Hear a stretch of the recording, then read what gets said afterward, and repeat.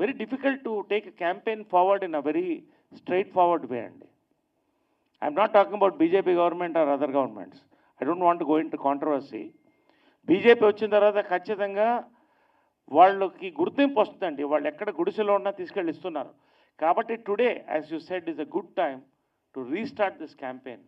At least పోస్ట్మస్గా మీరు ఎంజీఆర్ గారు ఒక ఎగ్జాంపుల్ చెప్తున్నాను. ఎంజీఆర్ గారు చనిపోయిన తర్వాత ఆయనకు భారత రత్న ఇచ్చారు, ఇఫ్ ఐఎమ్ రైట్. రామారావు గారు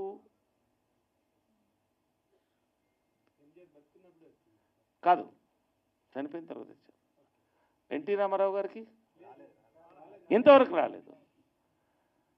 అసలు తెలుగుకు ఒక గుర్తింపు ఇచ్చినటువంటి వ్యక్తి, మద్రాసి అని మర్చిపోయి తెలుగు అని గుర్తుపెట్టుకునే వ్యక్తికి భారతరత్న రాలేదు నాకు తెలిసి ఇఫ్ ఐఎమ్ రైట్, రాలేదండి. There are so many great people. Why I'm talking this is it's a good stage to talk. They are all film people here, we're all film media here. అలాగా there are so many great people అండి. పోస్ట్మస్గా కనీసం ఇప్పుడు కూడా it's an appeal to the government. On this stage I beg you, not for my mother, but for the true soldiers, unsung soldiers అనొచ్చు వీళ్ళందరినీ కూడా.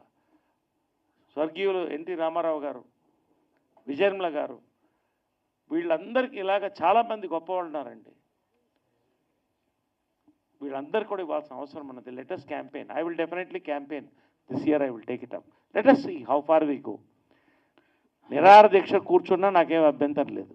Not just for my mother but for the Telugu industry, for our people. Sir